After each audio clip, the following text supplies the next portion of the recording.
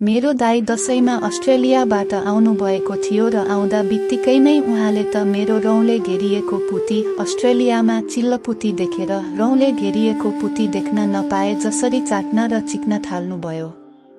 उहाँले आएको छुट्टीमा मलाई यसरी बजाउनुभयो कि मैले त यो जिन्दगीभर बिर्सन सक्दिन।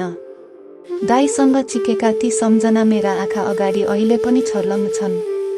साथीहरू, यस कथालाई अन्त्यसम्म हेर्नुहोस् र केटा भए आफ्नो लाडो छोलेर वा केटी भए आफ्नो पुती छोलेर फुसी झारेर मजा लिनुहोस्। यस भिडियोलाई मन परेमा लाइक गर्नुहोला र च्यानललाई सब्स्क्राइब गर्नुहोला र तपाईले पानी झार्नु भएको नै कमेन्ट गर्नुहोस्। यति गरेपछि तपाईले मेरा भविष्यमा आउने भिडियोहरू छुटाउनु हुने छैन। कथा सुरु गरौँ है त साथीहरू। नमस्कार साथीहरू, मेरो नाम अर्चना हो। म अहिले 21 वर्षकी भए। मेरो दाइ अस्ट्रेलियामा हुनुहुन्छ र यही दशैंको बेलामा उहाँ नेपाल आउनुभएको थियो। उहाँ एकदमै राम्रो हुनुहुन्छ। अस्ट्रेलियामा त उहाँका कयौं गर्लफ्रेन्ड छन् होला र कुनै केटी पनि उहाँमाथि फिदा हुन सक्छन्। यही दशैंको बेलामा उहाँ नेपाल आएको बेलामा एक दिन साँझमा नुहाउनु भएको थियो। उहाँले खतरा बढी बनाउनु भएको थियो र नुहाएपछि नाङ्गे बस्नु भएको थियो। नाङ्गे अर्थात् माथि आफ्नो सिस प्याक देखाएर बस्नु भएको थियो, तर तल भने जाय लगाउनु भएको थियो। उहाँ मेरै कोठामा हुनुहुन्थ्यो र उहाँले पानी ल्याइदेऊ न नानी भन्नुभयो। मैले हुन्छ भनेर पानी ल्याइदिन गए। उहाँ बेडमा पल्टिएर बस्नु भएको थियो। म एकैछिनपछि पानी ल्याइदिएर आए र साथमा तेल पनि ल्याएर आएकी थिए। मैले पानी र तेल दिँदै भने दाइ लाउनुस् पानी र यो तेल लगाउनुस् रे। मम्मीले भन्नुभएको साँझमा नुहाएको छ, तेल लगाउन भन।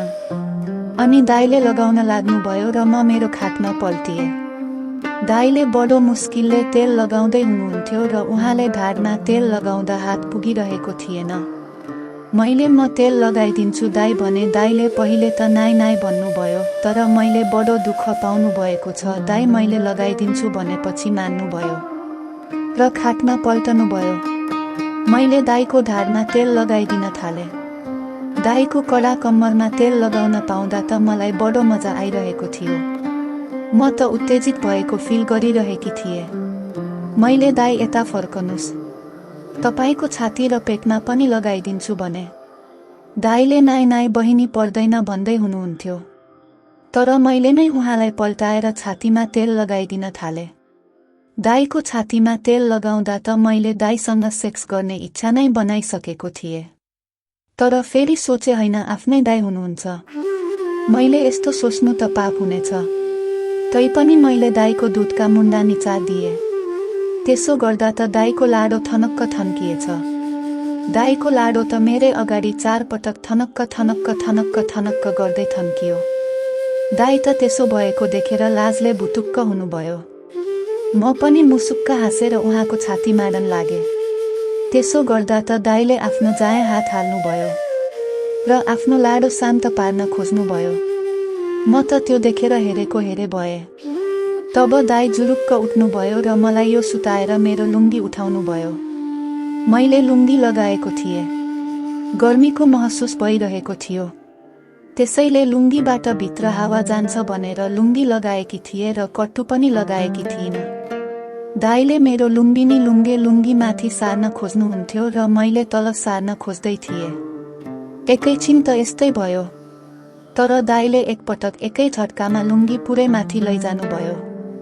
यति माथि लैजानुभयो कि मेरो रौँले घेरिएको पुती त उहाँकै अगाडि पुग्यो।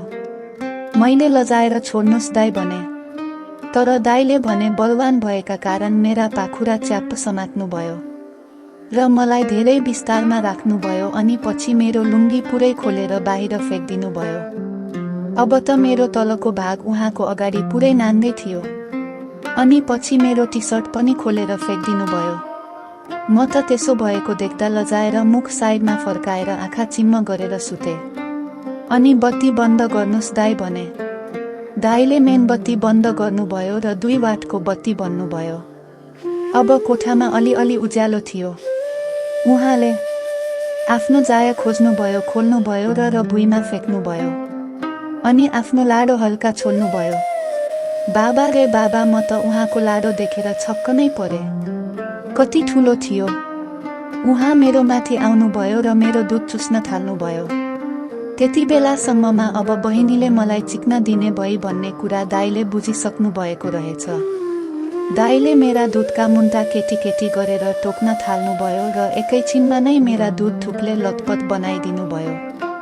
अनि मेरो हातमा लाडोमा लगेर छमाउनु भयो। अनि पछि दाइले आफ्नो हातले मेरा दुध दबाउनु भयो।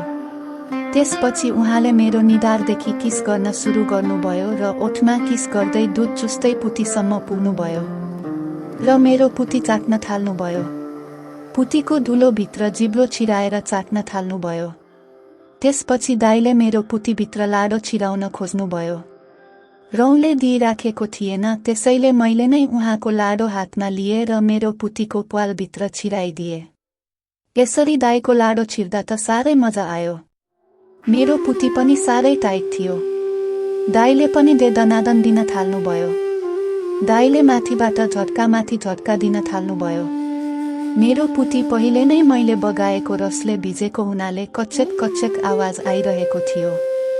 मैले उत्तेजनामा अझै कसेर अझै जोडले भन्दै थिएँ। दाइको हरेक झट्काले मलाई त मार्नै लागेको थियो।